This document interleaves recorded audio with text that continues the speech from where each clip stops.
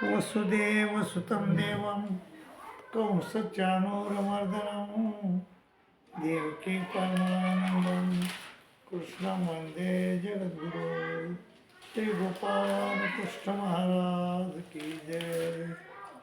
माझा भाऊ, गीता एक असा ग्रंथ आहे की आपल्याला जीवनाचं हित, जगण्याचं हित, अध्यात्माचं हित, इहलोकीचं हित, परलोकीचं हित सांगणारा ग्रंथ आहे. असा ग्रंथच नाही आजपर्यंत झालेला की ज्या ग्रंथानं सत्य परिस्थिती पुढे ठेवली. इथं गीता हा सत्य परिस्थिती ठेवणारा, सत्य परिस्थिती समोर ठेवणारा ग्रंथ आहे. त्यामुळंच तर संत ज्ञानेश्वर म्हणतात की हा वेदार्थचा गुरु तया निद्रिताचा गुरु प्रत्यक्ष परमेश्वर आनंद ऐसे हे आजाद जेथे वेडावती वेद तेथे अल्पमी मंद काय होय असं म्हणले ते. आणि अनेक संतांनी अनेक उद्गार काढलेले आहे गीताबद्दल. माय बाबा, आपण 3 गुणानं बांधलेले आहेत. आपण ज्यावेळेस आपल्याला माया ह्या प्रपंचात आणून सोडते, रस तम सत्व या 3 गुणानं बांधून टाकते. निबंधनती महाभाहो देह देहीन मवे. तसं सत्वगुण कसा बांधतो? तत्र सत्व निर्मळत्वात प्रकाशकमनामय सुख संगेन बधनाती ज्ञान संगेन चालवे. रजो रागात्मक विधी तृष्णा संग समोर त्यांनी बधनाती कोणते कर्म संगेन देवना. तमस ज्ञानजम विधी मोहनम सर्वदेनाम प्रमादालस्य निद्राविस त्यांनी बधनाती भारत.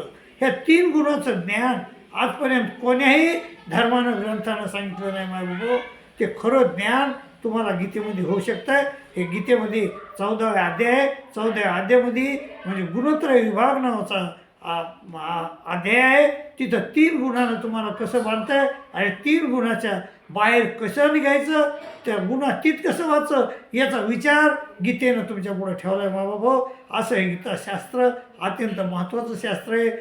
रजतम म्हणजे छोटी गोष्ट समजू नका. त्या रजोगुणाला, तमोगुणाला, सत्वगुणाला हे आपल्या शरीरात असणारे महाविषारी साप येतं आणि ते साप जर चावले तर माय बाबा आपण कधीही वाचू शकत नाहीत.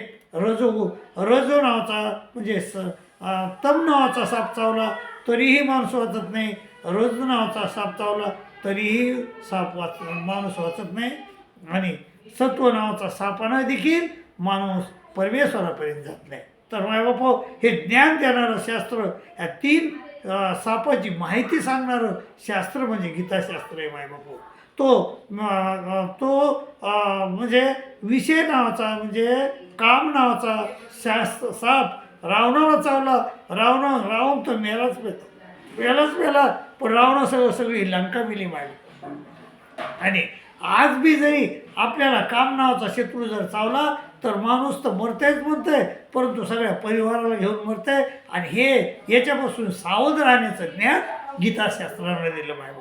त्यामुळं गीताशास्त्र अत्यंत महत्त्वाचं शास्त्र आहे. म्हणून माय बाबा, गीताशास्त्र अभ्यासा आणि गीताशास्त्रामध्ये काय सांगितलं आहे हे बघा. कारण हे तुमच्या म्हणजे यैहिक हितासाठी बी आहे आणि पारलौकिक हितासाठी बी. हे पारलौकिक हित तुमचं यैहिक हित जपणारं शास्त्र, परलौकिक हित जपणारं शास्त्र म्हणजे गीताशास्त्र आहे माय बाबा. गीताशास्त्रामध्ये अर्जुनानं विचारलं असा प्रश्न कुठंही विचारला नाही. पण अर्जुनानं श्रीकृष्ण महाराज विचारलं आता केनं प्रयुक्तोयम पापम चरती पुरुषा अनिच्छनपी वासने बलादिव निजिता. माणूस नियोजित केल्यासारखे पाप का करतो असं श्रीकृष्ण महाराजाला अर्जुनाने विचारलं. अत्यंत महत्त्वाचा प्रश्न आहे माय बाबा. आपण रोजच पाप करत असतो. आपल्याला आपण दुसऱ्याचं कधीही भलं इच्छित नाही. आपण कधीही भलं इच्छित नाही. तर पण ह्या गीतेनं आपल्याला भलं इच्छिण्याचा मार्ग दाखवून दिला.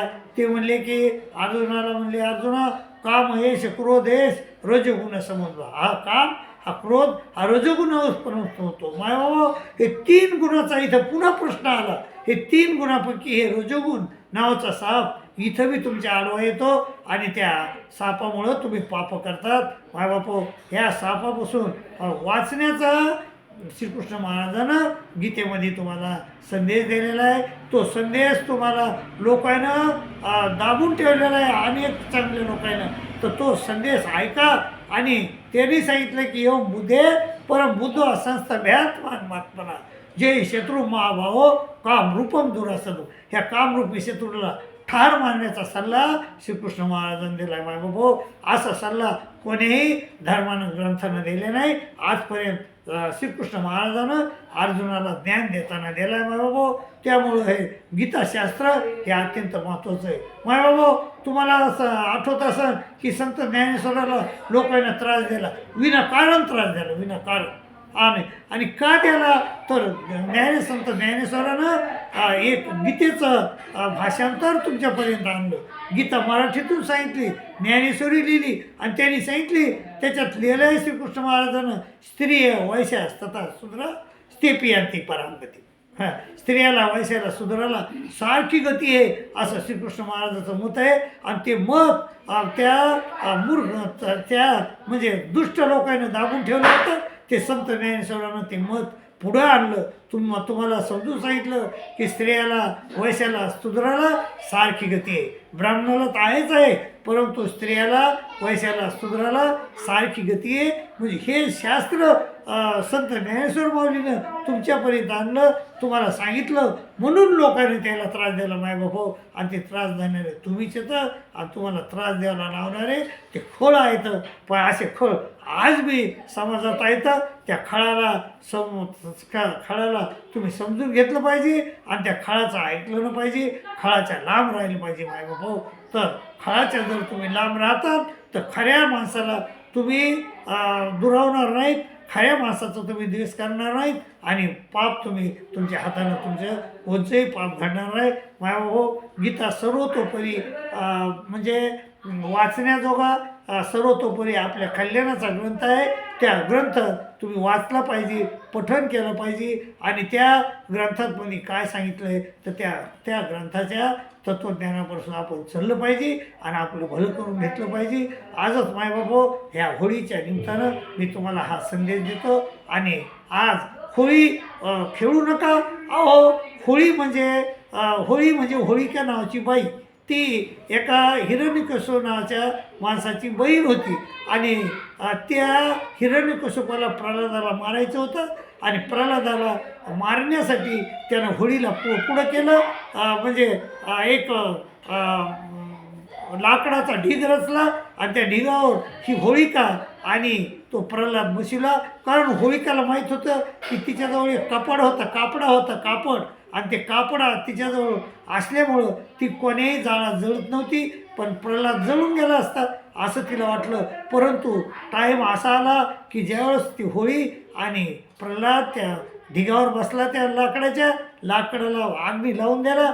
आणि मग काय केलं, त्या आगनी लावून दिल्यानंतर तो ढंडाणा पेटला आणि इतक्यात वारं आलं आणि ते वारं आलं आणि तिचा कपडा प्रल्हादाच्या अंगावर जाऊन पडला. प्रल्हाद तर वाचला मायबाबा, परंतु ती होळिका जवळ ठार झाली. दुसऱ्या दिवसात तिचा तो राक्षसी पती आला. त्यानं त्या होळीचं सगळं भस्म अंगाला लावलं, दारू प्याला, मांस भक्षण केलं आणि प्रल्हाद त्या हिरण्यकश्यपाला शिव्या देऊ लागला. मायबाबा ही दुष्ट प्रथा हजारो वर्षापासून चालत आलेली ही गीतेत नाही सांगितलेली. म्हणून मायबाबा हे गीतेत सांगितलेलं आहे चांगल्या गोष्टी तुमच्या भल्याच्या गोष्टी.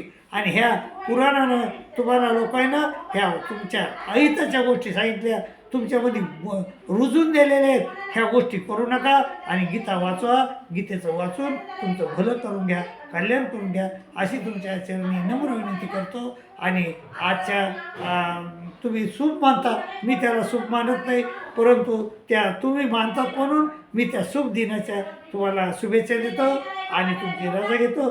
दंडोत प्रणाम.